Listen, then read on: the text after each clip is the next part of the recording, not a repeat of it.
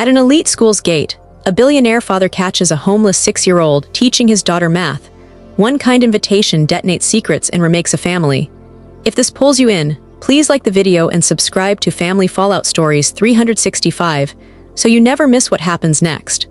Morning came in a shade of bluish steel, the kind of cold that sneaks under clothes and sits on skin like a dare. Maya woke under the supermarket awning, her cheek pressed to corrugated cardboard gone soft from last night's dew. She blinked at the strip of sky between the awning's rusted edge and the building's brick, held her breath, listened, delivery truck, bicycle spokes, the hollow clap of a bus door, and then she sat up. Her backpack weighted by her knees, the canvas threadbare at the corners, the zipper tooth missing on the side like a chipped smile. She inventoried the way she always did. 2 dull pencils, one chewed so short her fingers had to pinch it like a secret, a handful of pages torn from a discarded workbook, lined, spotted with grease but clean down the middle, a math book missing its cover and later chapters, a pencil stub of pink eraser worn to a shine, a paperclip bent into a star. The inventory steadied her. It meant she still had tools. She slipped the straps onto her shoulders, pulled her sweater tighter, and started walking. The city moved at its own speed, men in suits with coffee steam rising like ghosts, women tugging dogs away from the gutter, the drone of traffic leaning into the day. Maya walked the way she'd learned, eyes up, steps quiet, body angled so she seemed part of the sidewalk instead of something on it. St. Albans School sat 8 blocks away, behind a fence black as piano keys, with banners that said things like "Excellence is a habit" and "Leaders start here." She always arrived before the first bell.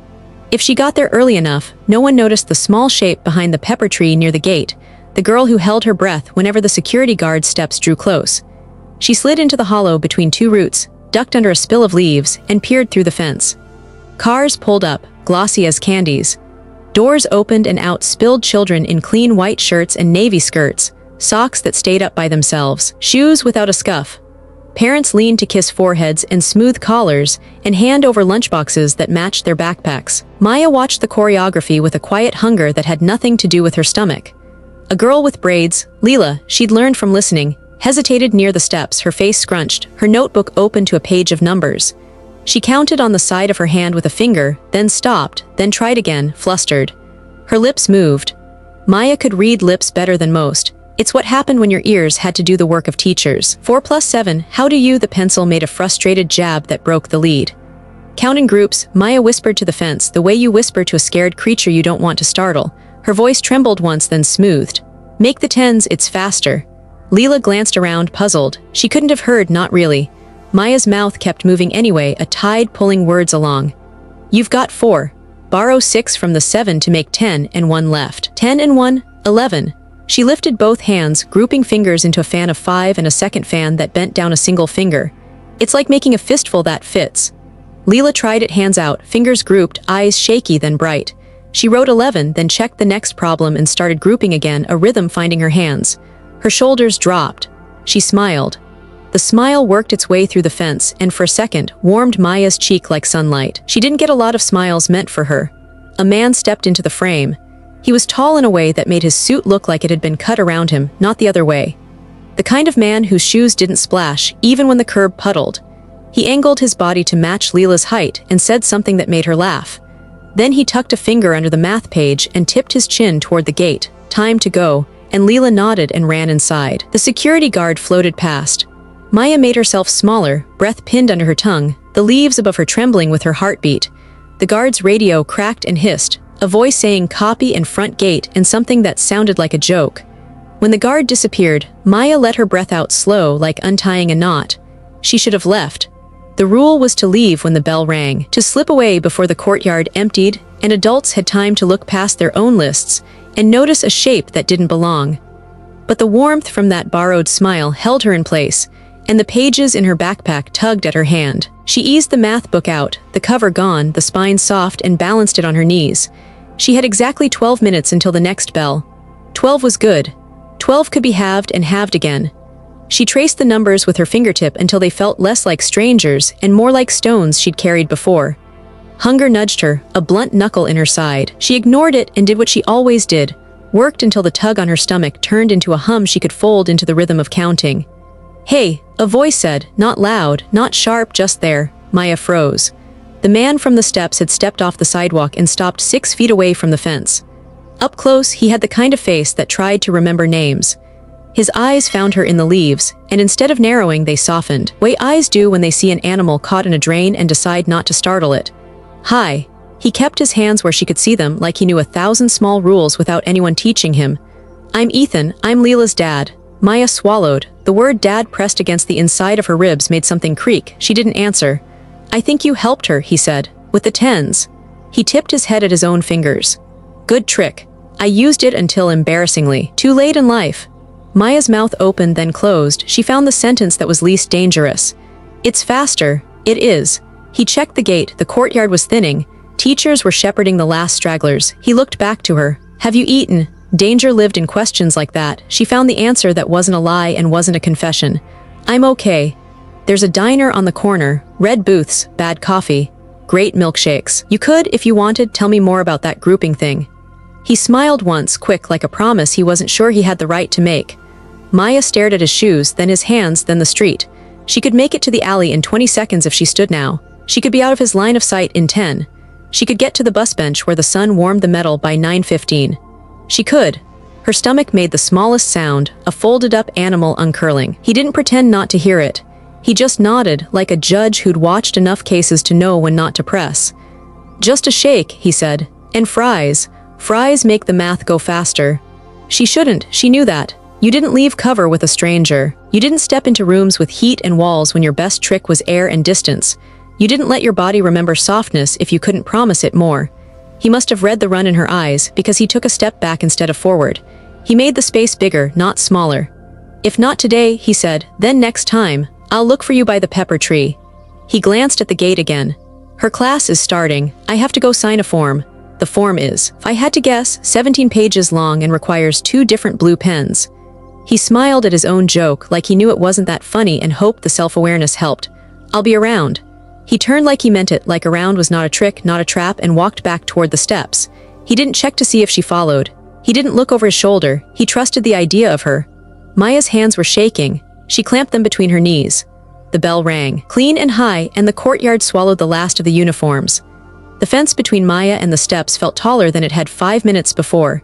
She folded the math book, slid it into the backpack, and stood. The leaves released her. The sidewalk found her feet. She made it to the corner and stopped. The diner sat like a movie set, chrome trim. The word EAT slanted across the window in white paint. A waitress refilling a kid's orange juice. A busboy wiping the same spot on a table as if polishing could turn it into something else. The idea of a milkshake in her hand felt like treason. She looked left, toward the alley that led back to the awning, and right, toward the school office where Ethan had disappeared. The intercom crackled by the gate. A woman's voice, tight and polite at the same time. Carl, did you see the little girl by the hedge again? A second voice answered, too low to make out, and then the woman again. Pull the exterior cam. If you get a face, send it to my office. Maya slid into the diner's shadow, heart hitting the hitting again, breath going thin. Across the street, the security camera on the gate pivoted, the lens finding the pepper tree, the focus tightening until leaves sharpened into individual blades. The guard in the booth squinted at his monitor, reached for the phone, and dialed the principal's extension. By the time Ethan came back through the gate, the intercom chatter had quieted. He signed the 17 pages, used 2 different blue pens because of course he did, and found Leela in the hallway hopping from tile to tile like lava was involved. Emergency, he said, conspiratorial. 10-minute detour, you me a milkshake the size of your head. Her eyes flew wide. Before class, math runs faster on sugar, he whispered. Don't quote me to your teacher. They slipped out the side door with a nod from the receptionist who knew Ethan's face, if not his exceptions. He checked the hedge. The leaves held only sunlight. They found Maya a half-block away, pressed into the diner's shadow as if the neon sign could keep her invisible. She stiffened when they approached, like a cat weighing fences. Deal still stands, Ethan said, palms open. Red booths, fries help with grouping. Leela leaned past him and waved like they'd been friends forever. You helped me, come on, they have the kind with the cherry on top. 10 minutes, Maya told herself. 10 minutes wasn't a trap, it was a weather report she followed. Inside smelled like coffee and syrup and something fried that the soul agreed with. The waitress knew Ethan and Leela by name and didn't flinch at the third seat. What can I get you, Han? Maya's voice was small. Whatever she has, she said, tipping her chin at Leela like borrowing a life. Ethan watched her hands, the way she folded them tight until the knuckles paled, then remembered and set them flat on the formica like everyone else. The milkshakes arrived crowned in whipped cream, the fries came shining like golden commas. Leela talked because the silence asked her to. Show and tell Tuesdays, a boy who thought glue was lotion, the dog down the street that wore sweaters with sleeves. Maya sipped slow, as if speed might make it vanish. I like when numbers make a 10, she said after a while, almost to the straw. 10s are like windows, you can see through to the answer. Who taught you that? Ethan asked, keeping his tone in the shallow end. My mom, Maya said. The word hovered, delicate and hot. When she was okay, she drew dots and said to scoop until 10. When she wasn't okay, I read the book I found and scooped by myself. Ethan felt Lauren's ghost sit down at the fourth side of the table, the way she did in the quiets. Elbows on wood, chin in palm, those eyes that could cut through his self-importance and leave the heart of him standing. Don't overthink the good thing, her voice used to say. Just do it and fix the forms later. Where do you sleep? Leela asked, blunt the way kids are when they haven't yet learned how to pad hard questions. Different roofs, Maya said. The market awning if it doesn't drip. The bus bench when it's bright from the streetlight. Sometimes the church stoop if the guard likes hymns. Ethan's throat closed around the picture. He had a house with a spare room that sat neatly made and useless. He looked at Leela. She was frowning at the straw as if it had failed a moral test. Dad, she said, quiet and knife drew. She can use the blue room tonight. Maya sat straighter, alarm flaring. I don't need, she stopped. Pride looked different on a 6-year-old. It wore her face like a big coat. It's just a bed, Ethan said, because names mattered. And a door you can close. One night to start. Then we talk. We do this right. We don't hide you. He glanced at the window, at the school crest shining across the street. We do not hide you. The waitress slid the check under his elbow like a magician. On the glass, the diner's neon stuttered. Ethan's phone hummed. Principal Avery Park, the screen read, he answered. Avery. Her voice came polished, a smile with straight edges. Ethan, good morning. I'm calling as a courtesy. Security noticed an unfamiliar minor loitering near the front gate. Our policy is clear, no trespassers. We've pulled stills. If you encounter her again, please notify us. Do not, under any circumstances, engage. He looked at Maya's hands on the table, at the pinky finger pressed hard to keep it from shaking. She helped Leela with math. That's lovely, Avery said crisply. This is about liability. If donors see footage of vagrants on campus, we have a problem. If donors see you with that child, we have a different problem. I would hate to confuse those issues. Avery, he said, each letter a step onto thinner ice. Are you threatening to mix my philanthropy with your security protocols? I'm asking you to be prudent, she replied. We have a board meeting tonight. The scholarship fund you've spearheaded is on the agenda. Optics matter. Keep your distance. Let the proper authorities handle it. Across the table, Leela traced a 10 on the condensation ring, then looked up at him with her mother's old you-know-what's-right stare. Ethan's thumb pressed white against the phone. What if the proper authorities are late, he said, and a child is cold now? Avery's silence lasted exactly one lawyer's breath. Then the liability will be yours, she said, and hung up. Ethan tried to go back to the office. He even rode the elevator to 31, nodded at the receptionist, opened his email, and stared at a calendar block labeled Cole v. Powers, Meet and Confer. Lauren used to call this part the high wire act, where you pretend your balance is perfect while your toes are curling over air. He typed, reschedule, urgent family matter. Then he copied it to 3 partners and his assistant and hit send before he could explain it away with a joke. He took off his tie like it was a leash. He started on foot, because the city tells you more when you match its pace. He asked at the bodega on Maple, where the owner with nicotine fingers said, little girl with the book, she reads the labels like they're stories, and shook his head like the world shouldn't require that much poise from that small a person. He checked the laundromat on 3rd. No one had seen her, but the bored teenager at the counter pointed toward the library. There's a bench where the sun hits, she said. She sits there until security bothers her, then she disappears like smoke. At the library, he found a different bench, a different child, a different story. He moved on. He kept moving until the rhythm of it knocked something loose in him, a voice that sounded like Lauren on the nights she cross-examined his rationalizations. You don't need to deserve to do the right thing. You just have to do it.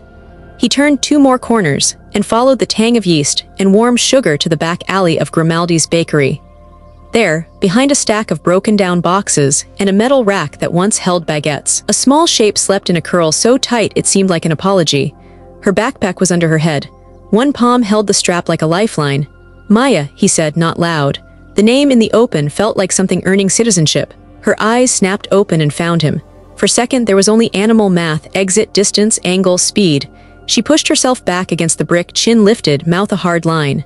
I wasn't stealing. I know, he said. I came to ask permission to sit. She blinked, thrown by the formal. He stayed where he was, squatted until his knees popped, hands open on his thighs. I'm Ethan, he said, as if they'd never met, as if introductions made things fairer. Leela's dad. The bakery door swung once and an older man with flour on his forearms stepped out, clocked the tableau, softened. She's okay, he told Ethan, a little defensive. She never bothers anyone. I leave a roll at the end of the day. I'm not here to stop that, Ethan said. The man nodded and went back in, letting the door sigh shut. Maya's eyes flicked to the door, then back. You brought the school, she said. It wasn't a question. I didn't, he said. They called me. They wanted me to look away. He let the truth sit between them. I didn't. A long beat stretched and thinned. The city coughed up a bus, a siren far off, chin that refused to be dignified. Maya lifted her chin a notch. No police, she said. None, he said. No tricks, no vans, no forms without explaining them first. You can't keep my backpack. It's yours, he said. Everything in it is yours. If I don't like it, I leave. If you don't like it, he said, I drive you back to the exact place you pick and I wait until you're where you want to be. He swallowed. Promises, he knew, were heavy. One night, one door you control, the lock's on the inside, not the outside. She watched his face like it was a screen that might glitch. People, she said finally, say nice things when it's morning and forget them when it's dark. I know, he said. The line hit him low. I can't promise what I don't control. I can promise where I'll be at 8 tonight and 8 tomorrow morning, and that is within shouting distance of your door. She shifted, the defensive curl loosening by a millimeter. Your girl, she said. Leela, does she want me there? She told our imaginary dog you were coming, he said, a corner of his mouth trying not to smile. We don't have a dog, that's how serious she is. A breath that might have been a laugh. It faded fast, like she didn't trust the sound in her own throat. She slid the backpack strap onto her shoulder, then stopped and looked him straight on, like a tiny attorney. What do I have to do for you? You already did it, he said. You taught my daughter math. She considered the exchange rate. It must have penciled out because she nodded once, decisive. She stood and brushed grit from the knees of her leggings like dignity was a routine. Ethan stood too, keeping the 3 small rules his body had learned in the last 24 hours. Don't reach, don't hover, don't fill the silence with your own need to be forgiven. They walked to the street. He clicked the car, unlocked, and opened the passenger door, then stepped back. She climbed in without looking at him, set the backpack on her lap, and held it like a heartbeat. He buckled his own seatbelt first. He remembered to ask, okay if I start the music, she shrugged. He turned the radio to something gentle and unfamiliar, the kind of station that makes rooms sound lived in. I need to pick up Leela, he said as he pulled into traffic, if that's okay with you. Maya stared out the window. Will the school see me? They already did, he said, and felt Avery's words slide under his skin like a splinter. Let them see what decent looks like. They drove the 8 blocks like a negotiation with fate. At the light before St. Alban, he saw it, the white SUV with the school crest on the door idling at the curb. The security guard, Carl, sat behind the wheel with his radio up to his shoulder, eyes narrowed at the stream of cars. Mounted to the inside of the windshield, a phone recorded the entrance like a quiet little witness. Ethan eased forward. The guard's gaze dropped to the passenger seat, registered the small figure with the backpack, then moved to Ethan's face. Recognition clicked. Carl lowered the radio and lifted his own phone, one thumb sliding up like a man practicing muscle memory. Maya's fingers tightened on the strap until her knuckles went bloodless. Do I duck? Ethan kept his eyes on the lane. You don't hide, he said, and even if his voice shook, he said it steady. Not in my car. They rolled under the one patch of shade the plane trees offered. Carl's SUV pulled away from the curb and slid out like a shark from a quiet cove, windows down, pace matched to theirs. The intercom on his shoulder crackled. Somewhere inside the school, a phone rang and rang and rang. The house on Sycamore had that quiet money sound, air vents sighing, wood steps that didn't creak, a door that closed like it had manners. Leela took Maya's hand and pulled her through the foyer like a tour guide with one precious guest. This way, Leela said, breathless. It's the blue room. It smells like new paint and laundry. That's a good smell. It was a small room with a twin bed and a quilt the color of ocean glass. A paper mobile of stars hung from the ceiling fan. On the dresser, a snow globe with a lighthouse waited for someone to shake it. Maya stood in the doorway and didn't cross the line. It's just a bed, Ethan said gently from the hall. Not a promise you have to keep. I don't break things, Maya answered, eyes on the quilt like it might shatter. In the bathroom, steam turned the mirror to milk. Hot water stung first, then thawed. She watched grit ribbon away in the drain and tried to remember the last time soap smelled like oranges instead of a church basement. The memory of her mother arrived in the fog, Rebecca tracing letters on a cardboard flap by candlelight, whispering, "Reading is wings, kiddo." Maya pressed her palm to the tile until the ache faded. When she came out, hair damp and combed, a t-shirt of Leela's reached her knees and socks hugged her ankles like hands that meant it. Leela clipped 2 glitter barrettes in Maya's hair with solemn ceremony. "For luck," Leela said. "They work, ask my spelling test." Downstairs, Petra waited by the kitchen island like a verdict. Perfect bun, perfect posture, eyes that misted only when appropriate. "Mr. Cole, we need to talk." "Later," he said, ladling soup. "Eat first." "Now," Petra said, voice low. "This is a lawsuit waiting to happen. You can't bring a child into this house without paperwork, without calling anyone. What if someone shows up with a badge? What if she has?" Her eyes flicked to Maya, softened, flicked back. "What if she needs something we can't provide?" "We can provide a bed," Ethan said. He set a bowl in front of Maya. "We can provide heat and soup and a door that locks from the inside." Petra's jaw worked. "At least call a caseworker." "Tomorrow morning," Ethan said. "Tonight she sleeps." Petra stared at him the way people do when they recognize the cliff and understand you've already stepped off. "Fine," she said at last, quiet. "But don't say I didn't warn you." Her phone vibrated on the counter. She silenced it without looking. They ate. Leela told 2 jokes, both of which involved chickens and poor decision-making. Maya tasted every spoonful like she was learning a language. After the girls spread crayons on the floor and drew planets, Leela's orbits neat, Maya's lines sure. When the house got soft at the edges, Ethan said, "Teeth, pajamas, chapters, that's the law here." In the blue room, lights low, Leela climbed into her own bed down the hall with zero fear. Maya sat at the edge of the mattress like a soldier caught in a truce. "If I close the door," she said, "who hears me?" "I do," Ethan said. He sat on the hallway floor with his back to her doorframe. "I'm right here, the lock is yours." "People say that," she whispered. "Then they go to sleep. Try me." Silence. The house made one of those unfamiliar house sounds, an ice maker coughing, a duct settling. Maya flinched upright, heart in her throat. "Fridge," Ethan said immediately. "Rude appliance. He does that after 9. Her breath slowed. "You still there? Still here?" She lay back, a careful descent like testing ice. The room's blue turned to night color. Somewhere between the 2nd and 3rd page of Charlotte's Web, Leela's recommendation, her grip on the book loosened. Ethan listened to the length of her breaths change shape. He thought of Lauren's last night in this house, the peat smoke of her shampoo, the way she'd said, "You can hold on and let go at the same time." He stayed until the carpet printed a pattern into his shoulder. He must have slept there, because light was on the ceiling when the knock came, 3 hard. Official beats that didn't belong to neighbors. Petra's steps were already in the hall, fast and full of "I told you so." Leela's door opened a crack, 2 eyes glinted. Ethan rubbed the sleep out of his face and went downstairs. Through the glass, a woman in a field jacket stood square on the porch. Clipboard, badge on a lanyard, a look that had seen every excuse. He opened the door. "Mr. Cole," she asked, voice professional, practiced. "I'm Patris Chen, Child Protective Services." She held up the badge. "We received an anonymous tip. We need to talk." Patris held the clipboard like a shield and scanned the foyer as if measuring the house for exits. "Anonymous report said a minor was brought here without legal placement. I need to see the child, the sleeping arrangement, and any identifying paperwork." Ethan stepped aside. "You can see everything," he said. "You'll also hear me ask for 72 hours to formalize temporary guardianship. I'm an officer of the court. I'm not hiding her." Petra hovered near the archway, arms folded, bun tighter than usual. Leela edged down the stairs in socks, eyes bright and defiant. "She has a name," Leela said, and before Ethan could warn her off, she added, "It's Maya, and she taught me the kind of math your computer uses." Patris flicked her attention to Leela, softened, barely, and then to Ethan. "Where is Maya now?" "In her room," Ethan said, "sleeping. Wake her." Patris's tone didn't carry cruelty, it carried policy. The blue room looked smaller with a state badge in it. Maya sat up, hair a dark halo, hands already on her backpack like the nightmare had found her and she was mid-run. Patris crouched, the clipboard lowering an inch. "I'm Patris," she said, gentler. "I'm here to make sure you're safe." "I was sleeping," Maya said, and the sentence had more steel in it than any 6-year-old should know how to pour.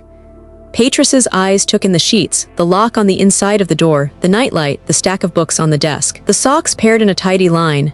"Who put you here?" "I picked," Maya said. "He asked me." Patris stood. "Kitchen," she said to Ethan. At the island, the smell of orange dish soap clung to the air. Patris clicked a pen. "Mr. Cole, intent doesn't substitute for compliance. You can't circumvent intake because your house is nice." "I'm not asking you to look away," Ethan said. "I'm asking you to walk with me fast. I will file for temporary custody by day's end. I'll have background checks on every adult in this house. You can run me through your database twice." Are you related to the child? No. Do you have a pre-existing relationship? As of yesterday, yes. That's not what that box means. Patris signed something only she could see. Anonymous tip says you removed her from school property. I invited her to a diner, Ethan said. I invited her to a bed. I removed her from the cold. Patris's jaw worked, not unsympathetic, just trained. There are reasons we do it the right way. People with good intentions forget their intentions wear off around midnight, then it's chaos and I pick up the pieces. I know that pattern, Ethan said quietly. I'm not doing that pattern. She watched him for a long 3 seconds, saw more than she wanted to admit, then closed the folder. Fine, here's the deal. You bring her to intake at District 9 by 10 a.m. for medical clearance and a statement, or I come with an emergency order and remove her. Until then, she doesn't leave your sight, she isn't alone with any adult we haven't cleared, and you do not parade her through any public setting that makes my phone ring. Patris slid a card across the counter. Text me when you're in the parking lot. Thank you, Ethan said. I didn't say thank you, she replied. I said compliance.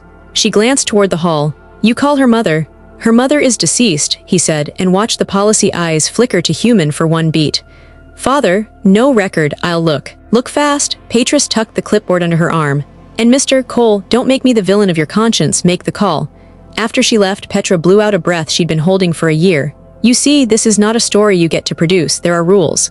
I know, Ethan said. There's also a kid who slept last night. Petra's mouth softened against her will. She ate the crusts, she said, as if that proved something about character. Leela slid into the kitchen and stood on a stool like a witness. Dad, what's District 9? A place that will have fluorescent lights and bad chairs, he said, smoothing her hair. We'll make it shorter than it looks. He spent the next hour at the dining table with his laptop open, pulling forms, calling Michael Hernandez at home, leaving a message that said the word urgent twice. He printed references. He emailed HR to expedite a background check on Petra. He pinged a PI to start on the name Rebecca Jenkins and any kin who could claim Maya like a tax credit. He made lists until his fear agreed to sit. At 9, his phone buzzed with a calendar reminder. St. Alban Board Annual Fund. Another buzz, a text from Avery. Board meets at 6. We're counting on your remarks. Keep it clean today, Ethan. He stared at the word clean until it lost vowels. At St. Alban, Avery Park ran meetings like a metronome. She started with student outcomes and segued into donor cultivation, and ended with glossy slides showing new windows and old applause. In the pre-meeting huddle, she smiled too much and shook hands too long. Optics, she murmured to Randall Briggs, the CFO, require a firm line. Randall checked his watch in a way that showed the watch. If the golden goose is fussy, we have gaps, he said. Gaps make auditors nosy. I've got a bridge for that. Kind of bridge? Avery asked. The kind you don't have to walk back over, he said, and his grin never reached his eyes. The Cole Family Scholarship is the headline, Avery said. It can't wobble. Then it won't, Randall said. We have discretionary consulting and an umbrella partner who owes me favors. We salt the line items, reclassify the rest, and your report sings. You get your headline. Avery inhaled through her teeth. Keep me out of the footnotes. Always, Randall said, which was a word with too many doors in it.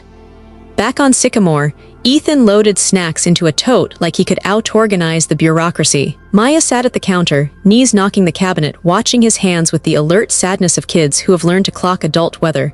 Are we going back out? We're going to a building with bad chairs, he said. They'll ask you questions, you'll say the truth, I'll be there. Do I have to go alone with them? No, he met her eyes. No one takes you anywhere without my face in the doorway. People say that, she said. I'm saying it again. The doorbell pinged an email tone on his laptop. Ethan glanced at the screen for a second before looking away. Spam, probably, or HR confirming forms. He zipped the tote, shut the laptop, reached for the keys. The ping sounded again, sharper. A second email. Same sender, anon at post drop, me, no body text. One attachment, board packet draft. PDF, he should have ignored it. He didn't, he clicked. The PDF opened on the last viewed page. A screenshot of an internal email with the St. Alban letterhead and Avery's signature block. The subject line stared back like a fire alarm behind glass. Subject, contingency plan if donor pulls out. The subject line burned a hole through the screen. Contingency plan if donor pulls out. But the clock said 9:12 and District 9 said 10 a.m. Ethan closed the laptop like he was slamming a door on a house fire and said, shoes. The intake lobby kept its promises. Fluorescent lights that hummed, a vending machine that coughed, chairs designed by someone who mistrusted spines. A mother argued softly with a teenager about a phone. A toddler slept with his face stuck to his aunt's sleeve. A caseworker in a cardigan moved files from one pile to another like she could rearrange the universe if she stacked it just right. Patris met them at the desk, not unkind, not warm.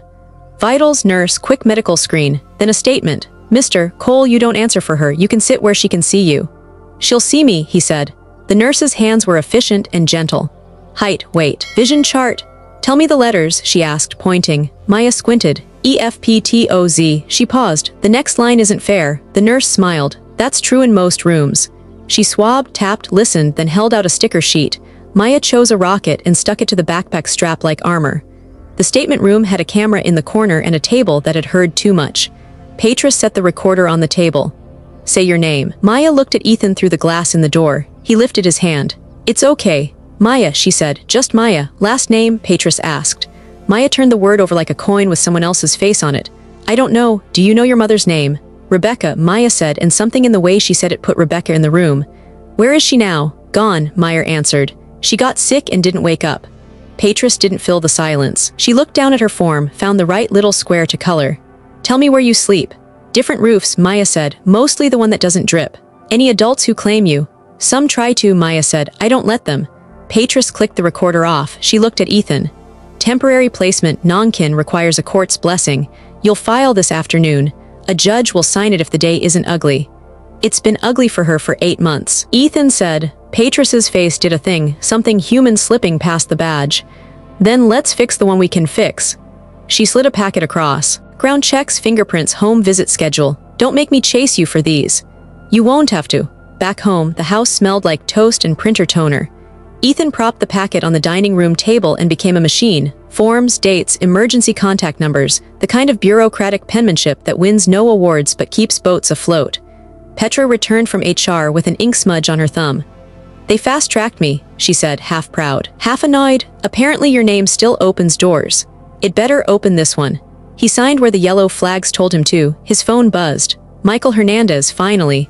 You picked a fine weekend to remember my number, Michael said. Walk me through it without the parts where you make yourself the hero. Ethan told him everything from the hedge to the sticker rocket. Okay, Michael said. We file an emergency petition for temporary custody. Stack it with background checks and a declaration about immediate need. Staple a proposed order so the judge doesn't have to hunt for one, and ask for a hearing date inside 10 days. I'll ghostwrite the declaration so you don't sound like a Hallmark card. Find any family on your end? Ethan asked. I've got my paralegal scouring vital records on the mother's name. If there's a live relative with a driver's license or a pulse, the court has to ask them. You want to win, you don't hide that, you outrun it. Ethan hung up and called the PI. Rebecca Jenkins, he said, any trail? The PI coughed like a man who'd married Marlboros. Common name, but I've got a death cert in county records that matches the hospital you said. No father listed on the birth certificate. There is, hang on, paper rustled. A keyboard clacked. There is a line for next of kin notified at the time of death. Blank. But the birth certificate lists the mother's mother as the informant at the time of birth. That means she was there at the hospital. Ethan's pulse doubled. Name? Rose Jenkins, the PI said. Address is 10 years old. Ridgewood. Find her, Ethan said. Don't scare her. Don't let anyone scare her for you. He hung up and stared at the stack of forms like they could answer the question he wouldn't let himself ask out loud. What if a stranger can walk in and claim what you've already promised your heart? He looked toward the living room. Meyer and Leela were at the coffee table with a bowl of M and MS and 2 pencils. Make 10s, Maya said, stacking candies into little domes. 5 and 5, 10. 3 and 7, 10. See, now what's left is small. What if the colors don't match? Leela asked, scandalized. Math doesn't care about color, Maya said, so matter-of-fact that Ethan had to swallow hard. He took pictures of everything, the paired socks, the nightlight, the lock on the inside, the breakfast dishes washed and drying like a quiet creed, and attached the photos to the declaration. He wrote the last paragraph the way Michael would want it. Simple, concrete, with verbs that pulled their own weight. At 2:41 p.m., he e-filed. At 2:58, a clerk stamped it received. At 3:12, an on-call judge initialed the order authorizing temporary custody pending hearing. The PDF popped back into his inbox with a seal so official it felt like a breath. He printed it, held it to his chest for the length of one stupid heartbeat, and then slid it into a clear sleeve because rituals matter. His laptop blinked. Another email from Anon at Postdrop. Me, no body, just an attachment, scholarship consulting. XLSX. He dragged it to a folder called Later because the house was full of now. The PI called at 407. Got something. Ridgewood property tax records show a Rose M. Jenkins renting a one-story with a peeling porch on Orchard Street. Past due notice 2 months in a row. Pharmacy records under her name for Lasix and Lisinopril. Someone's got a tired heart. I also see small claims filings from a guy named Duke Mallory. Debt ugly. Send me the address, Ethan said. Sending and counselor. Yeah, if she's family, the PI said. The law says she gets the first look. I know, Ethan said, watching Maya lean over the bowl with her pencil and sort fives like a foreman. We're going to do this right. The text buzzed in with the Ridgewood address and a grainy property photo that made the porch look like it had a story it told only to splinters. Michael called back as if tethered to the same clock. Vitals check out, he asked. Clear, Ethan said. Orders in. Good. I'm sending a paralegal to do the first look at the birth records too. If the grandmother's alive, we'll need to notify her. Judges hate surprises. Ethan opened the case docket on his screen and scrolled to the bottom. The clerk had added one line in a font that pretended not to matter but always did. He read it once, then again, then out loud because the words changed the air. Possible direct relative identified. Rose Jenkins, Ridgewood. Ridgewood sagged in a way that had nothing to do with trees. On Orchard Street, a one-story rental leaned into its porch like an old boxer leaning into the ropes. Rose Jenkins sat at the tiny table under the kitchen window, pillbox open, the morning pill islanded in her palm. Lasix. Lisinopril. The names sounded like apologies. The clock over the stove ticked with a stubborn jaw. She swallowed the pill dry and stared at the stack of envelopes under the magnet shaped like a cow. Final notice, urgent past due. The cow's smile did not waver. On the counter, the landline blinked red, 3 missed calls. She knew the numbers by heart: pharmacy refill, the property manager reminding her about rentry punctuality, and Duke. Duke Mallory breezed in without knocking, as usual aftershave first, cheap and loud, then boots on the linoleum like he wanted the floor to remember him. Mornin', Rosie girl. He bent and kissed the air near her cheek. You take your ticker pills. I take what I can afford, she said, not moving. He flicked a finger at the envelope stack. You know what would help with that? He let the sentence dangle like bait. Family stipends. Kinship foster, checks, Rosie, real ones every month. Don't, she said softly. Not with that tone. It's not a tone, it's a plan. He plucked the final notice free and held it like a prop. You got a granddaughter, hallelujah, God's late but he shows. You claim her, the state pays you to do right. You can fix the porch, get the good meds, maybe put a little aside so you're not burying me in some cardboard coffin from the discount chapel. Rose flinched. She had always hated the way he turned every joke into a dare. She stood and crossed to the sink just to have somewhere to put her hands. Outside, the neighbors' wind chimes gave a patient little sermon to whoever would listen. I didn't even know Rebecca had a child, she said. The name scraped her throat. Rebecca at 15, lint-covered trophy clutched to her chest, coming off the stage with her hair in her eyes and fire in her mouth. Rebecca at 19, standing in this kitchen, shouting, You didn't teach me to be brave. You taught me to be scared of your own shadow. The door slam after that had been a lifetime long. A man came yesterday. Lawyer, said the girl's 5. Duke's eyebrows climbed. 5, that's premium. Young enough to still be cute on a Christmas card, old enough to pour cereal. He grinned, the grin he used when he thought he was charming. What's she like? Got money on her? Trust fund? She's like a child, Rose snapped and hated the heat in her face. She's like my Rebecca around the eyes, that's all I know. Okay, don't go Sunday school on me. Duke drummed his fingers on the table again. Did your lawyer friend say who's got or county? Foster family. Rose turned the envelope over and over, the paper soft where others would be brittle. He said a man named Ethan Cole brought her home. He's wealthy. The word felt like a foreign coin in her mouth. He says he wants to adopt her. He says she's safe. He asked if I wanted. She stopped because the end of that sentence scared her. Wanted to be part of it. Wanted to try again. Wanted to test a heart that already tired too easily. Duke whistled low. Wealthy, like checks have comma wealthy. Well, that changes the calculus, Rosie. Listen to me. He scooted closer, lowered his voice like conspirators in a movie. Men like that don't adopt for free, they pay. If they want it to go smooth, they pay the person who can make it hard. He tapped the envelope. You're the person. It's not a shakedown, it's leverage, business. I'm not selling a child, she said. The words came out ragged like they'd climbed a hill. He held his hands up.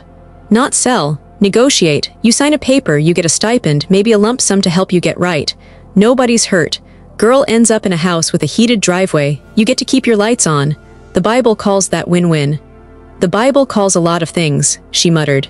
She pulled the chair out and sat before her legs did it for her. A small wooden box sat on the shelf above the microwave. The The one she'd kept through everything. New apartments, bad men, bad months. Inside were the last tender pieces of Rebecca's girlhood, 3 hair ribbons, a plastic bracelet with a missing bead, a photo of a gap-toothed smile. She imagined a 5-year-old with those eyes holding that box. "I said terrible things the night she left," Rose whispered. "I told her if she walked out, she didn't have a mother anymore. I said it to win. I lost her for a decade." Duke softened his voice the way you soften butter, just enough to spread. "You can fix that with the kid. You can make new memories. But you need money to make a home. The state don't pay enough. A rich man's conscience does."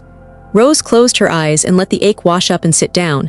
In the quiet of that ache, she heard Rebecca at 8, singing off-key in the bathtub, Rebecca at 12, drawing stars in the condensation on the same kitchen window, Rebecca at 19, standing at the door with a duffel bag saying, "You love your fear more than me." "What if he's kind?" Rose asked. The question surprised her by existing out loud. "The lawyer, he sounded kind." Duke rolled his eyes. "Kind rich men are the same as mean rich men, they just smile when they take. You think he's doing this cause he likes paperwork, he wants to feel like God, you can't let him walk you to the altar for free. You make everything ugly." "I make it true," he said. He leaned in, conspiratorial again. "I know a guy, knows the school people, knows the press. He can place a story, turn the screws. You're not the villain, grandma just wants what's right, etc. That lawyer will come running with a pen." Rose stood so fast the chair legs squeaked. "Don't you dare call anyone. Don't you put my grandbaby on a website next to a pop-up ad for silver coins. If I meet her, it'll be with dignity." Duke's charm curdled. "Dignity don't pay the water bill." He shoved his hands into his jacket, jaw moving side to side. "You always did think pride could be currency." "Get out," she said, sudden and steady, and even she heard the echo of the woman she used to be, the one who packed lunches at 5 a.m., who worked 2 shifts, who said no to men who forgot the word no existed. He held up both palms, back toward the door, grin refixed like a bad patch. "I'm just saying, if the gentleman wants easy, he'll pay for easy. I can make introductions." He winked. "Call me when you're ready to do math." When the screen door rattled shut, Rose sat again and let her hands shake where only the table could see. She stared at the cow magnet until the smile went abstract. The house hummed, the wind chimes sermonized, her heart thudded in its small, stubborn way. She reached for the wooden box and opened it. The ribbon smelled like dust and shampoo. She pressed it to her cheek and whispered to the quiet, "God, if you're still in the business, send me a way that isn't filthy." Her cell phone pinged, an unknown number. "Mrs. Jenkins, this is Michael Hernandez. I represent Mr. Cole. I'd like to meet you, no pressure, no papers. Just talk." She read it twice. Then a second ping. "Whatever you decide, we respect it."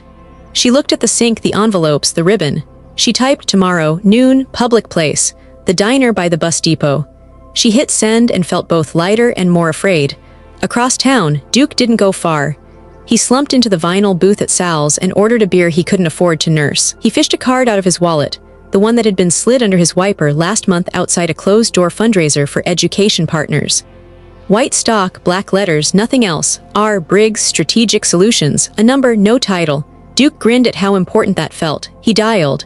A man answered on the second ring, voice smooth as a new marble floor. "Briggs." "I got something you want," Duke said, lowering his voice in a way that made him feel 10 feet tall. "About a donor at St. Alban. About a little girl. About leverage. You like leverage, Mr. Briggs." The pause on the other end was not long. "Go on," the smooth voice said, "and let's discuss what your information is worth." The stamped order authorizing temporary custody sat in a clear sleeve on Ethan's desk like a saint's medal you don't admit you keep. He should have been hungry. He wasn't. He carried the laptop to the kitchen because the sightlines let him see the living room, where the girls had colonized the rug with index cards and crayons, and because kitchens were where truth had lived when Lauren was alive. He reopened board packet draft. PDF. The table of contents promised virtue, student outcomes, campus safety, annual fund, donor spotlight, the Cole scholarship, then tucked the part he couldn't shake into the appendix like a splintered bone, contingency plan if donor pulls out. He scrolled past charts until he reached the emails. From Avery Park. To Randall Briggs. Subject, Optics. If Mr. Cole destabilizes the headline, we deploy consulting coverage and umbrella support. We can move restricted to discretionary via the existing addendum. Existing addendum. Ethan's scalp went cold. He pulled the other attachment from the anonymous email, Scholarship Consulting, XLSX, and opened it. The sheet was clean in the way only liars keep clean. White cells, neat labels, notes in polite gray. Vendor names marched down a column. Strategic Solutions, Northbridge Partners, RB Advisory. The fund code across the top read donor restricted scholarship 1147. Disbursements pointed to a Chase account ending in 7712. The memo line repeated a phrase until it felt meaningless. Integration Services. Another tab carried a pivot table that, to the untrained eye, could have meant anything. To Ethan's, it meant a pipe had been drilled through a wall that wasn't supposed to leak. He tilted the screen away from the living room and exhaled through his teeth. Leela, he called, keeping his voice in its normal register. Science break in 5 minutes. Make it 10, Leela said, chin in her palm, tongue out just a little the way it came out when she concentrated. We're doing Jupiter. It has a hurricane bigger than Delaware. Bigger than 2 Delawares, Maya corrected, solemn. Forever storm. Ethan opened Lauren's archive. A folder he had told himself he wasn't rummaging through, a folder he had protected with sadness and passwords. Cole Scholarship 1, 0, Memoranda, Draft Agreements. Notes in Lauren's hand scanned and saved as PDFs, her block letters solid as if they could shoulder a beam. He found the donor agreement, cross-checked the section on restricted use, flipped to the signature page. Lauren's name where it should be, his on a witness line, the school's then share on another. He tabbed to Addendum B. The file date read 18 months after Lauren died. He clicked File Properties. The metadata field that most people don't know exists read Author, R. Briggs. He went very still in the way you do when the room moves and you need the floor to reintroduce itself. Lauren's voice stepped out of a memory and put both hands on his chest. If it's clean money, fine. If it's not, we'd rather buy books ourselves. You don't launder good deeds with bad ink, Ethan. She'd written that line in a draft email to the board once and then, because she was smart about human fragility, softened it before sending. He had loved the unsoftened version best. Dad, Leela said from the floor, we need you to blow on Saturn to dry the rings. In a minute. His own voice sounded like it had been left in the trunk overnight. He took screenshots of the metadata, printed the vendor list, highlighted the bank tail 7712, and wrote it on a post-it. He hit dial on Michael. Michael listened, asked 2 lawyerly questions, then said, you don't call it theft. Not yet. You call it potential misallocation of restricted funds, and you make copies twice. If you're going to take this public later, you show your work. Also, double-check whether Lauren's signature appears on that addendum, and whether the date could be a clerical entry. Don't accuse someone of forging your dead wife's name without a cardiologist in the room. Ethan opened the addendum. The font on Lauren's name was correct. The vector of the signature matched her old loop, the way she crossed the L in a long rightward line. A nausea rose that had little to do with doubt. Signatures could be stolen from any checkbook.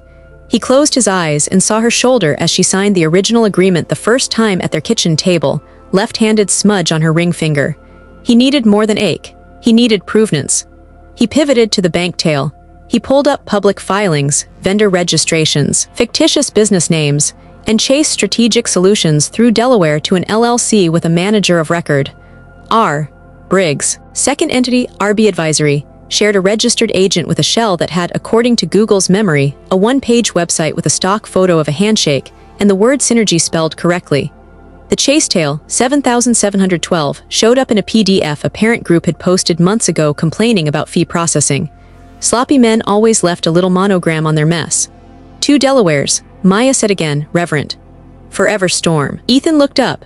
The girls had populated the coffee table with planets and gumdrops on toothpicks. Leela had given Jupiter a great red spot with a red crayon that was now 1 inch long. Maya had shaded Saturn's rings with small, deliberate strokes. Their heads nearly touched. He felt the thing that rage usually smothers, a precise, almost surgical calm. Science break, he said, and went to wash apples and cut cheese like there were still simple problems. Petra hovered at the island, hair in a too-tight knot, apology and warning in the same posture. Your office called 3 times, she said. I told them you were in family proceedings. Your partner said those words sound like a custody fight. It's worse and better, he said, sliding a plate toward her too. It's about belonging, which is the only jurisdiction that matters. Her mouth twitched at the corner. You talk like a closing argument even when you're slicing Fuji apples. Occupational hazard. Petra glanced toward the living room.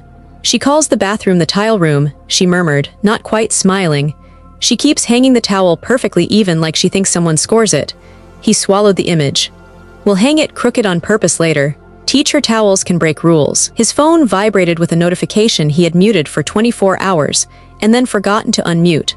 A bored Slack channel he stayed on because he had told himself transparency lives where your ears do. In a thread titled Annual Fund Talking Points, Avery had posted a bulleted list that read like confetti: record participation, enhanced community partnerships, strategic efficiencies, proud to announce donor flexibility under Addendum B. Randall had reacted with a thumbs-up emoji. Someone else had celebrated with a gold trophy. It was a language that hadn't been invented when Lauren was alive, or maybe it had, and Lauren just refused to speak it. Ethan typed, deleted, typed again. He landed on, recommend we review Addendum B's date and chain of custody before referencing publicly. I have concerns restricted status. Happy to discuss offline.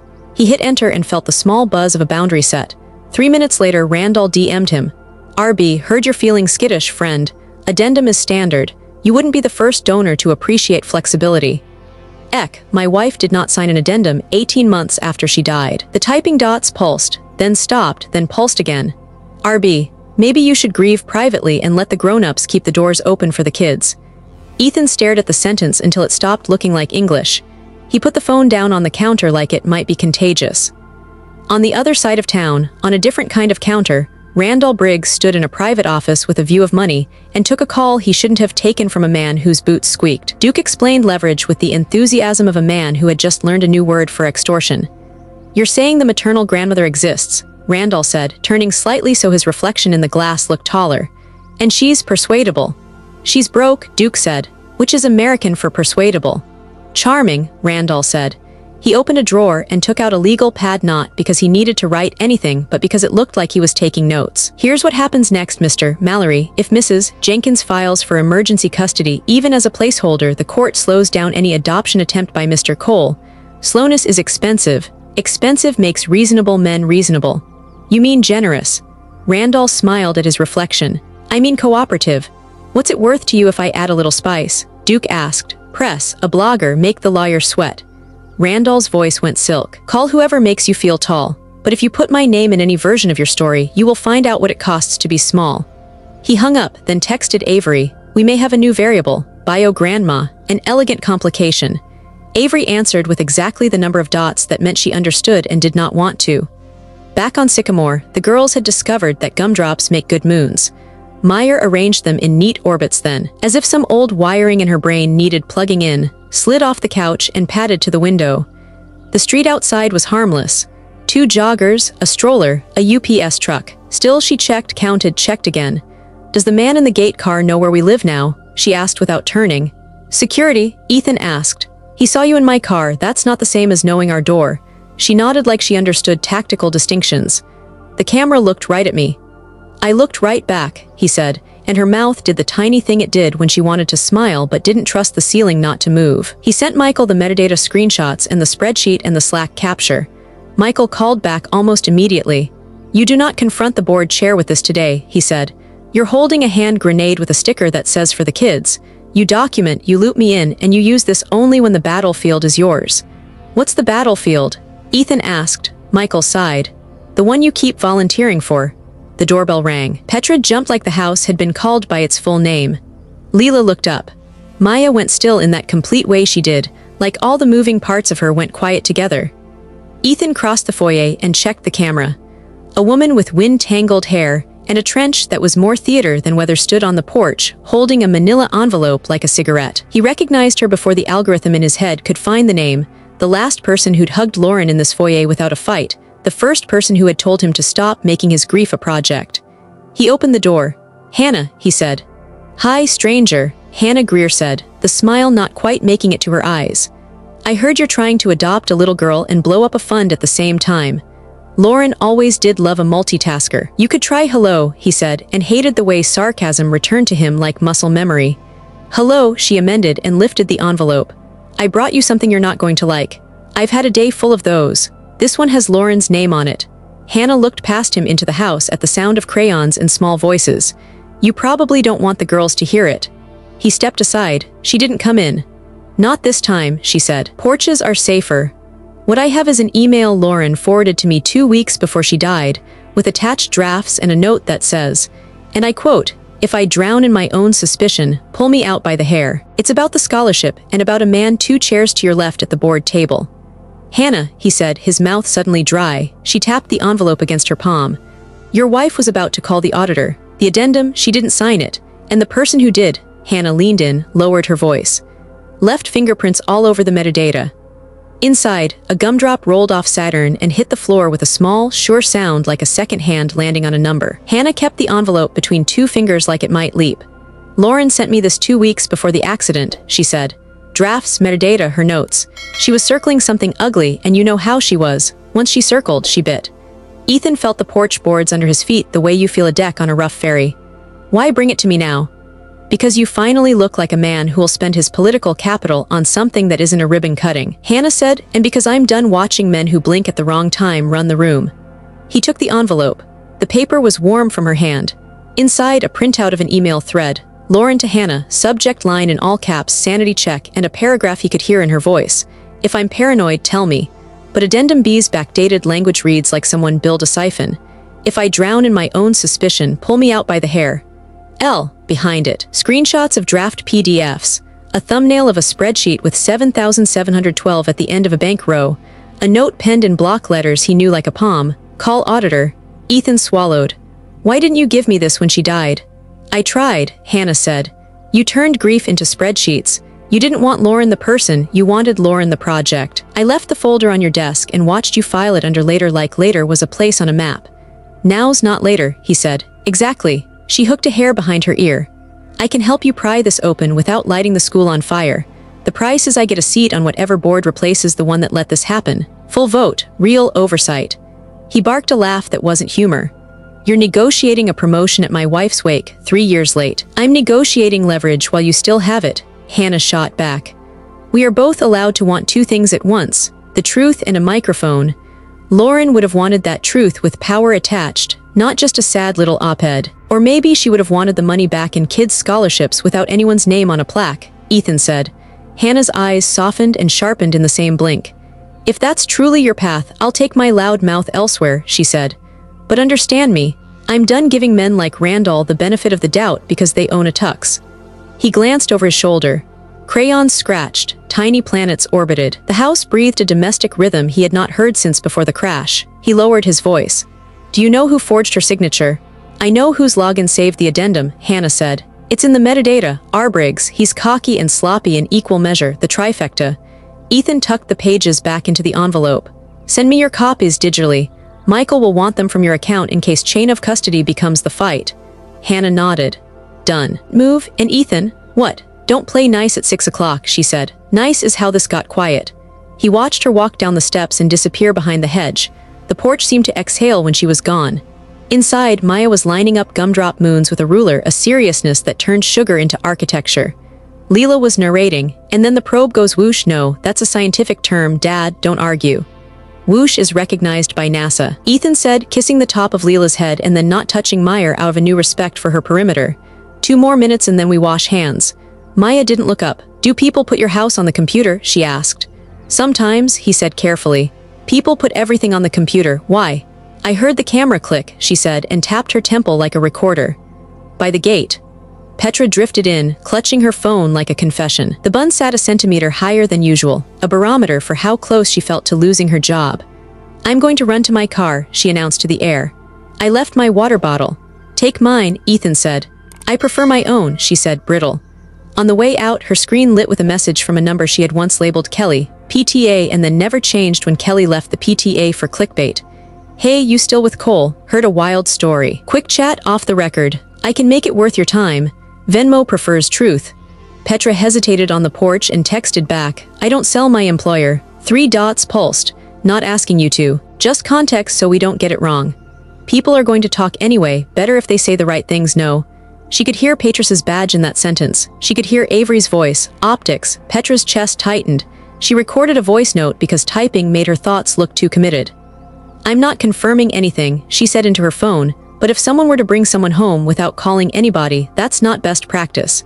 It's unorthodox. There's a caseworker now, so it's fine, but the way it happened wasn't fine. That's it, no more, don't use this. She hit send and immediately regretted it so hard her teeth hurt. Don't use this is a wish, not a contract. She texted a second note, seriously, Kelly, don't. Kelly replied with a heart and the word promise. Petra recognized the lie in the heart.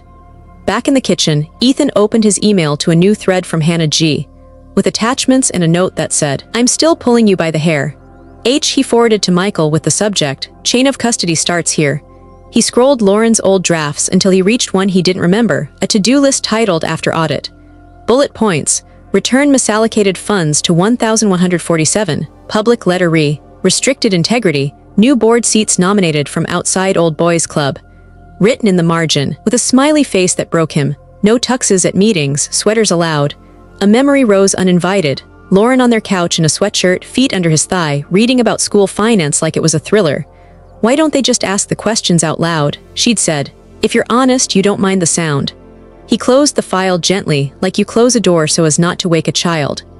The afternoon pulled tight toward evening. Patris texted, "Judge signed the temp order. I'll swing by for the home check at 5:30. No surprises, Mr. Cole." Ethan replied with a thumbs up he would never have let his associate send. At 5:12, Leela set the table and narrated her choices in forks like auction items. At 5:19, Maya took 2 steps toward the dining room and then 2 back, some old instinct insisting on scouting and retreating. At 5:24, Ethan tasted sauce he hadn't made this carefully in years and tried to pretend his hands weren't shaking like a teenager before a first date. At 5:27, Petra came back inside with a smile pinned to her face and a plastic water bottle like a prop. "You have spinach in your teeth," she told Ethan, which was 1 step toward normal. He checked. She was lying. She wanted to say a true thing and couldn't find one. At 5:31, the doorbell rang. Patris stood on the porch with a clipboard and a pair of shoe covers she did not put on. "Quick walkthrough," she said. "I'd rather talk than check boxes, but the boxes insist." They toured the bathroom with a nightlight, the kitchen with the locked cabinet no one had tried to open, the blue room with a quilt that looked like it had been waiting its whole life to be chosen. Patris asked 3 good questions and 1 perfunctory one. Meyer answered without flinching. Leela answered with enough extra for both of them. Patris stopped at the fridge to look at the calendar. Leela had added in shaky marker, "Maya first day school," and then in smaller letters, "maybe." Patris's face did its quick human slip and then returned to neutral. "We'll schedule the hearing within 10 days, she said. "Until then, the rules don't change." "Understood," Ethan said. Patris left. The house reassembled itself around the absence of her badge. Dinner plates found their places. Leela told a story about a class hamster's escape plan. Maya chewed as if each bite had a job. Ethan's phone buzzed face down on the counter. He ignored it. It buzzed again and again until the sound turned into a jitter in his jaw. "Dad," Leela said, "your phone is having a tantrum." He flipped it and against his own orders looked. 3 messages lit the screen at once. One from an associate, "We're getting press calls." One from Avery, "Please contain your situation."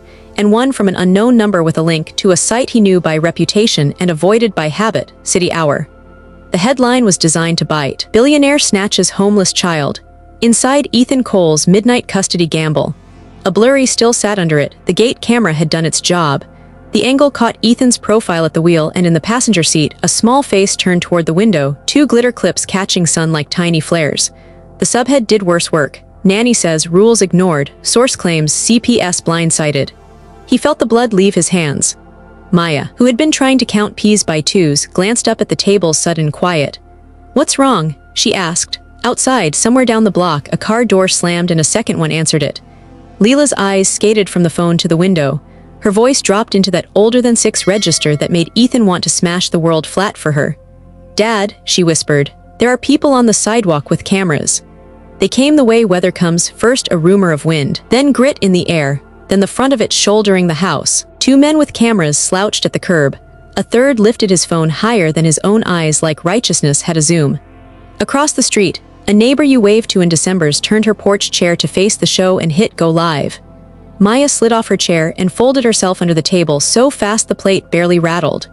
She clutched the backpack by its strap like a rope she could climb. Leela scooted under with her, whispering, "I hate their shoes," which made no sense and somehow helped. Ethan's pulse took the stairs 2 at a time. He lifted his phone. Patris saw the link. "Don't open the door without me. Do not let them film the child. Keep blinds down. I'm 5 out." He texted back door. He killed the porch light. "Nobody opens for anyone," he told Petra, who looked like she'd swallowed a cube of ice that refused to melt. "If they ring, let it ring." "They have a right," she started. "Film a door," he said. "Not a child." He crouched by the table. "Hey," he said to 2 pairs of knees. "We're going to make the living room into a fort that no camera can see. You design it, I enforce it." Leela's eyes sparked. Authority granted, she said. She tugged a blanket down with a general's confidence. Maya hesitated, scanning for betrayal, then nodded once and began to work, constructing a shelter out of chairs and quilts with an engineer's patience. When they were inside it, the room changed key, sound softened, light turned human. The bell went once, twice, then the knock polite, then less so. Petra flinched each time like her rib cage had strings tied to the wood. Ethan kept his gaze on the fort. "You okay?" he asked Maya. "Can they take me?" She whispered, the words so thin they almost didn't hold. "No," he said. "A judge signed a paper that says this is your house tonight." He slid the clear sleeve with the stamped order under the edge of the blanket. She touched it like a hot stone and pulled her hand back, then touched it again. Headlights washed the ceiling. A second later, a fist he knew knocked 3 times at the back door. Petra stepped in from the dark with her badge in a pocket and her empathy zipped to the correct setting. "House rules," she said without preamble. "Shades down. No comment. If someone threatens to trespass onto the lawn, you call me and the police in the same breath. I'll talk to them out there so you don't have to." "They're saying I surprised you," Ethan said. He heard the edge in his own voice and tried to file it down. "That I broke rules." Petrus's mouth did that half-smile that means yes and no at once. "You did a thing out of order and then you called me. My phone likes order, but since I'm here, I'll take the second part." She glanced toward the fort. "How about we borrow your driveway for a statement and give them 3 lines, then starve the fire of oxygen?" "3 lines," he repeated. "Which 3? The ones that don't make your lawyer call me." She tugged her jacket straight. "And keep the kids off the lenses." Out front, he walked to the end of the driveway with his hands visible and his jaw tired. Microphones materialized like mushrooms after rain. "Mr. Cole, did you kidnap a homeless child?" "No," he said level. "A child who had no safe bed slept in a safe bed. We're following the law with oversight because that's how it should be." He held up the sealed order. Flashes stitched the night. "This is a temporary custody order signed today. We're working with Child Protective Services. Please don't film a 6-year-old." "How did she get onto school property?" a woman asked, crisp as a folder tab. "That question is for the school," he said, and saw a figure at the curb he hadn't seen in months, a bored dad with a golf tan pretending not to be a source. "This isn't about optics, it's about a kid." "Mr. Cole," someone else called, "are you pulling your scholarship if St. Alban won't enroll her?" He caught the name St. Alban like a bottle thrown from the upstream boat. "I have concerns about how restricted funds have been discussed," he said, choosing words like stepping stones, "and I've raised those concerns with the appropriate people. Tonight isn't about money, it's about not turning a child into your content." Petra stepped in then, badge flashed just enough. "That's all for now," she said. "You're on a public sidewalk, you're staying on a public sidewalk, good night." Inside the fort, Maya counted softly to herself. Leela squeezed her hand on the 5s. "We made a 10, Leela whispered, and Maya let herself smile with her mouth closed. Back in the kitchen, Petra stood by the sink with her phone on the counter like it might jump. He saw the article open on the screen, saw the line about "a nanny says rules ignored," felt the small, precise knife of it find the place under his ribs where self-importance lives. "Petra," he said. She lifted her chin. "I didn't give them names," she said. "I said if someone did something unorthodox, I said there was a caseworker now, I told her not to use it." "Kelly," he asked, her face flinched at the syllable. "It wasn't supposed to be like that." "Nothing is," he said. He took a breath that tasted like metal. "You can't work here and work for them. It's not about loyalty, it's about gravity, pick one." "I picked you," she said, small and furious. "I just also picked the part of me that's terrified of courts and headlines and losing a job I'm good at." He nodded once, not unkind, and felt something break that had been on its way to broken since morning. "I'll pay you for the month," he said. "You'll get a reference for any house that doesn't have cameras parked outside it. But it can't be here, not now." She looked like she'd been pushed and finally decided to move where physics wanted her. "He called me," she said suddenly, like a confession breaking out. "A man from the school, not the man a man. He said he was Strategic Solutions. He asked if you seemed stable. He offered to clarify optics for me if I had concerns. He said his name was Briggs." Ethan felt the anger shift from temperature to element. "Did you take anything from him?" "A gift card," she whispered. $200. I didn't cash it. It made my pocket feel hot." "Give it to Michael," he said. "He'll make a chain of custody out of it." She nodded, eyes glassing, the human kind, not the performance kind, and left the room like a person who knows where the door is and hates what it's named. At 7:42, Ethan's inbox pinged with an email from Avery Park, subject line campus safety update. The letter was ironed within an inch of its life. In light of recent events, St. Alban will be limiting access to campus for non-enrolled minors. While we celebrate community, safety must remain paramount. Attached, a no-entry notice with Maya's description but not her name. He pictured the pepper tree, the way the leaves hid and didn't hide, the way certain phrases tucked their sins into policy.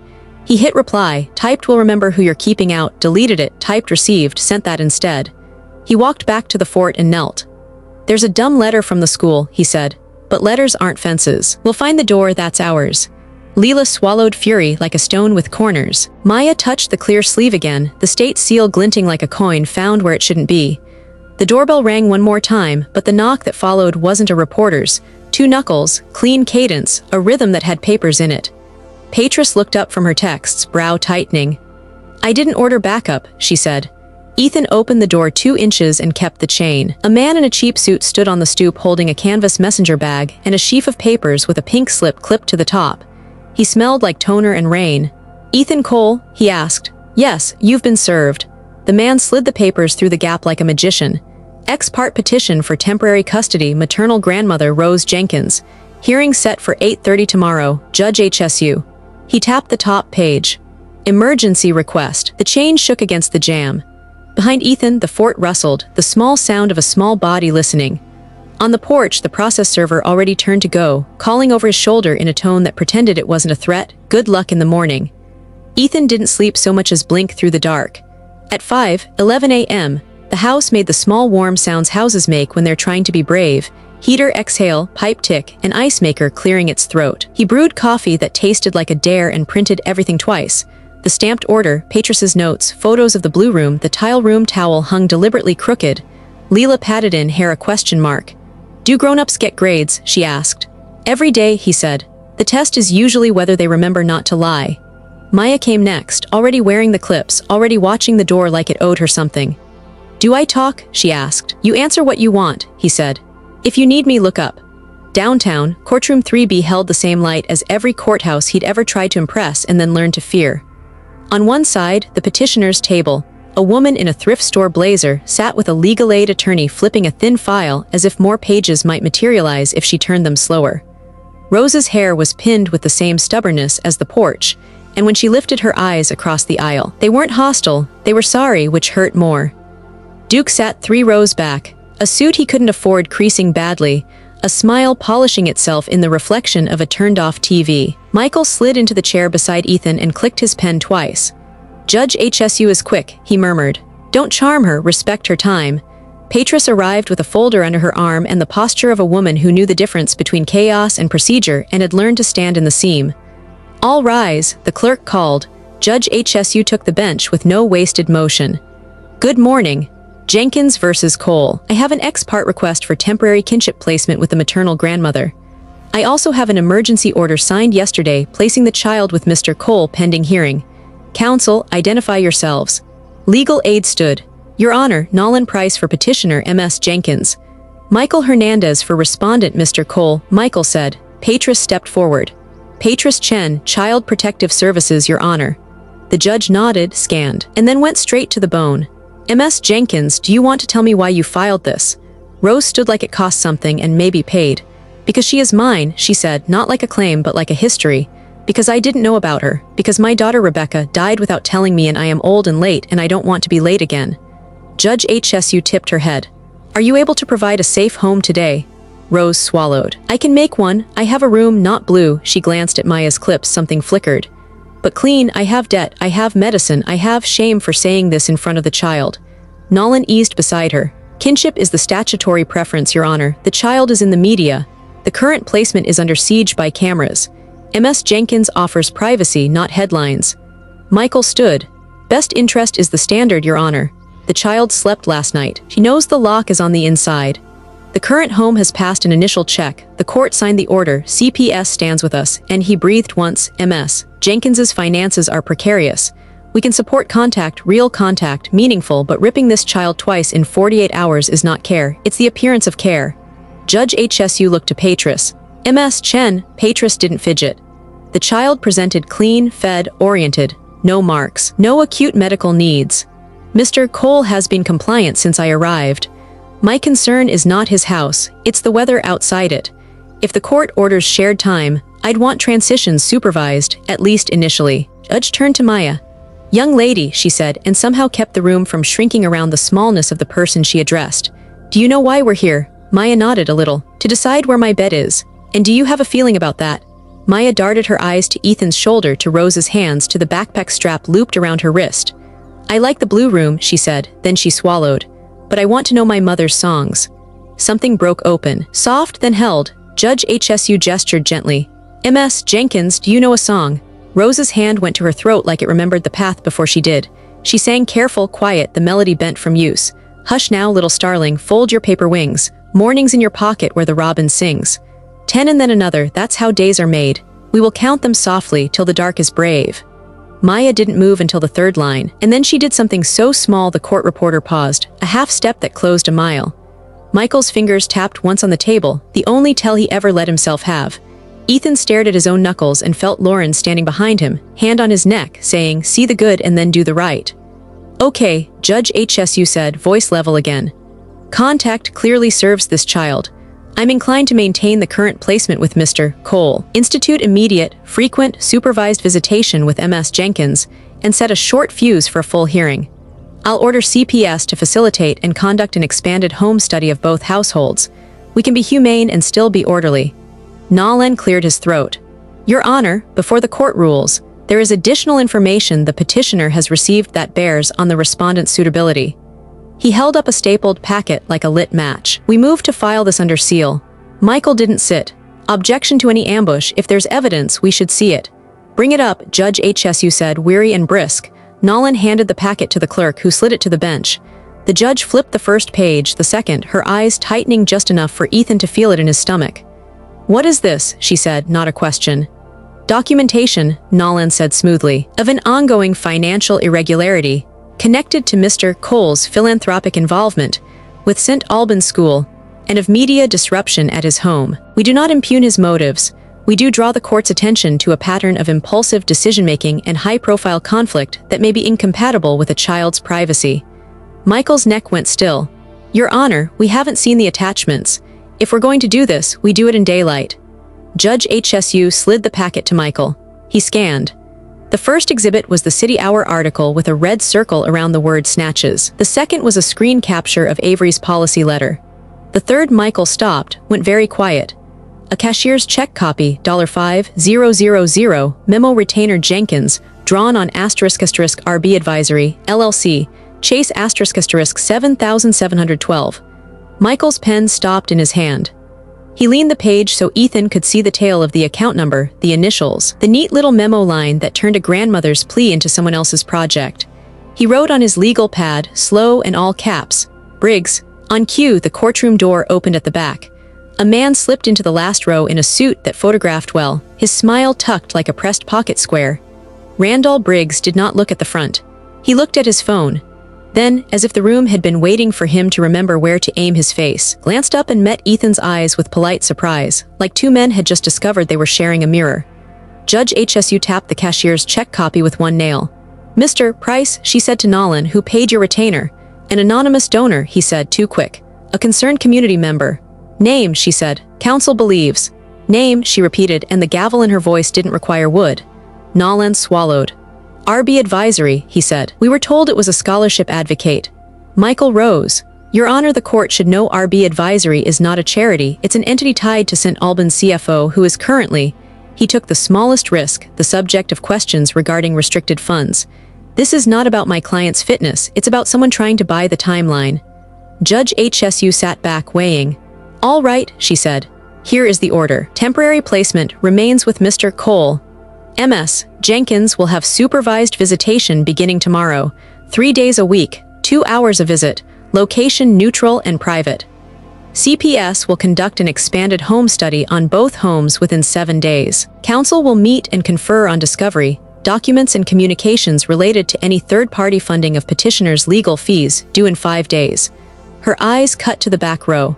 And if anyone not a party uses this courtroom to wage a PR war, I will find a sanction they remember. She rapped the bench once. We're in recess until next Wednesday at 9. Don't make me regret the humanity I just showed. The clerk barked, all rise, but no one breathed. The judge left. Chairs scraped. Duke whispered to Nolan and tried to look important. Patris exhaled as if she'd been holding the whole building up with her shoulder.